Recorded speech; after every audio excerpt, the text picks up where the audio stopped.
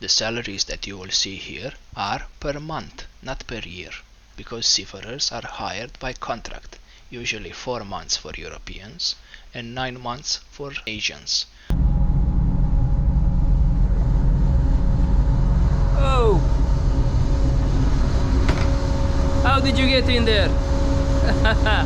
So we are ready to start the vlog now, yeah? Let's go!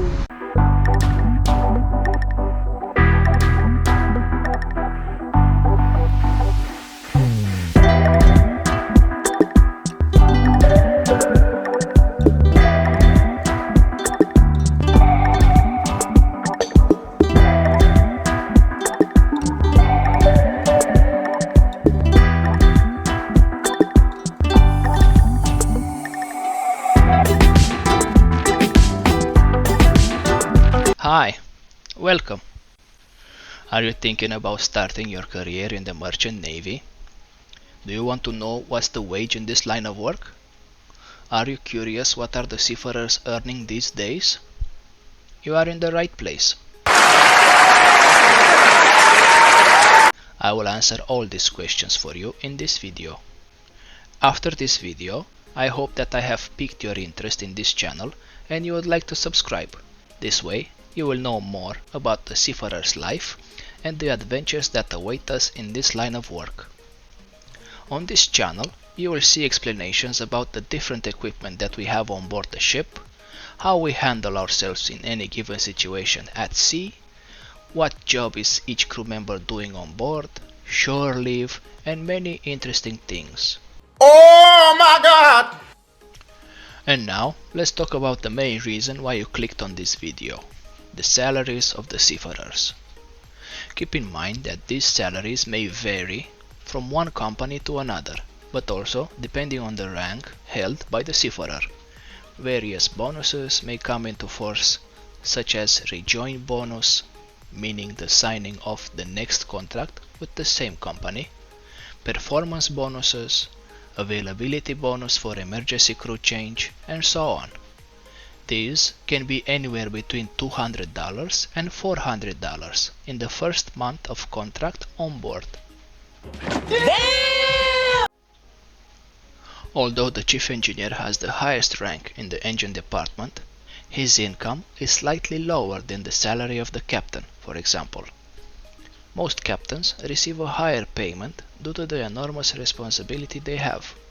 Commercial responsibility, responsibility to the crew, and so on. Cadets, on the other hand, have the lowest salary. But we all have to start somewhere. No, nobody will give you $5,000 when you come on board for the first time in your life. You will have to work hard and climb the ranking in this field of work if you want to be taken serious and be paid with the salary you will see in this video. When comparing the wage between dry goods carriers and tankers, the latter is usually higher. But there are companies that offer very competitive rates for bulkers. For officers and engineers, the difference between the two types of ships could range anywhere between $500 and $1,500 per month. As most people already know, the merchant navy is one of the most sought careers in the world because of the big salary it provides. The reason why we seafarers have high salary is because it's a challenging career to have, both mentally and physically. Keep in mind that the salaries you will see here represent an average of the salaries across all nationalities, companies, and so on, because there are some factors that you have to keep in mind when you are talking about the seafarers around the world and their salary. The nationality, shipping company, type of vessel, the rank, loyalty bonuses, and so on. Another thing to keep in mind is the following. A newly promoted rank, let's say an electrical officer like me, would have a smaller salary than me if we were to be hired at the same company. I have been at sea for 13 years in total and 7 years in my current company, so I get some perks like rejoin bonuses with every contract that I continue with them, loyalty bonuses, and so on. The salaries that you will see here are per month, not per year, because seafarers are hired by contract, usually 4 months for Europeans and 9 months for Asians, until the contract is finished and only while on board, not while on leave. But some companies also provide permanent contracts, and those who sign such contracts are paid also while at home, on leave, but the monthly salary is less while at home, and also the salary on board is less if compared to those who work by individual contract, like me for example. When you apply for a job in the merchant navy industry, you can either go through a manning company, like most of us, or directly to the owner of the company you want to work for, and in the latter case you can ask for a bigger salary if they decide they want to have you in their team, so to speak. First, I will talk about the salary of seafarers who work on cargo ships, and in this category we have bulk carriers, container ships, car carriers, and general cargo ships. I will put a table on the screen, so feel free to pause the video and see the salary of each rank. Maybe one of them is suited for you.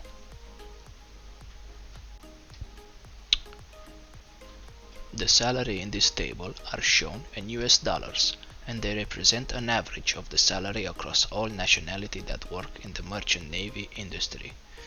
I will remind you that the salaries depend on many factors, one of them being the nationality of the seafarer. For example, Asian seafarers have a lower salary than European seafarers. The reason for this is because the difference of cost of living in those countries.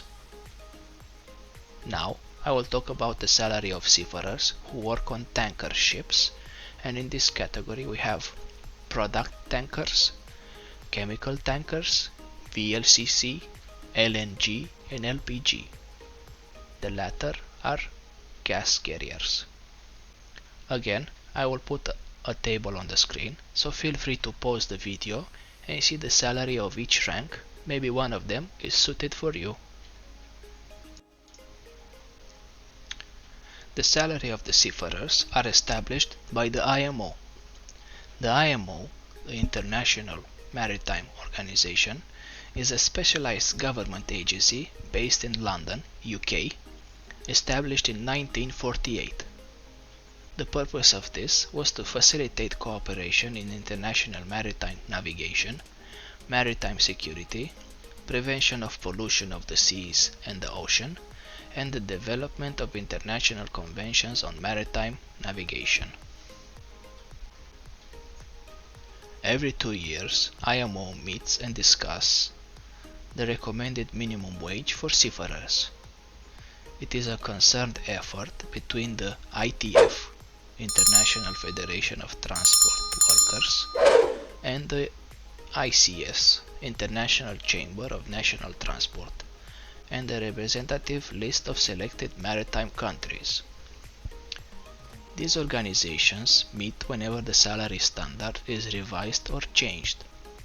Before agreeing on anything, you need to consider a few factors that affect each country.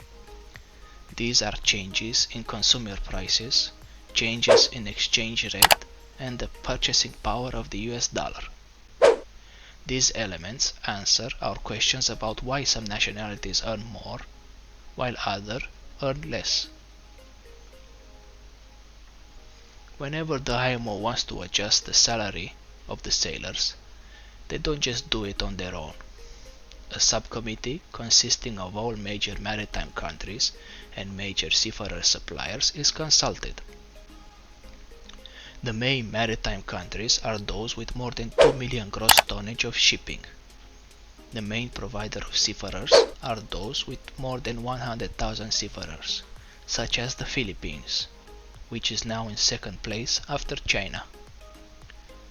Despite the difficulties of becoming a seafarer, many people are in this profession and they are still trying to get in this profession.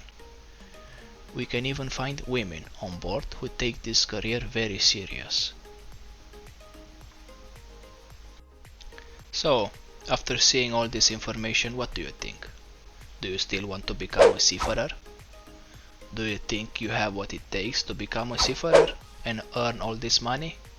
Or you are happy with your current job and you do not need to come at sea to earn such a big salary. What is your opinion about this subject? I wait for you in the comment section. Please let me know what is your current job now. Thank you for watching my clip. I hope you have enjoyed it. Hit that like button if you have enjoyed it. Subscribe to the channel for more of this and more of the Seaman life. Maybe you want to share this clip to your friends. I'm sure they are curious to know what we are doing on board. Thank you for being here, and I hope to see you next time. Have a wonderful day.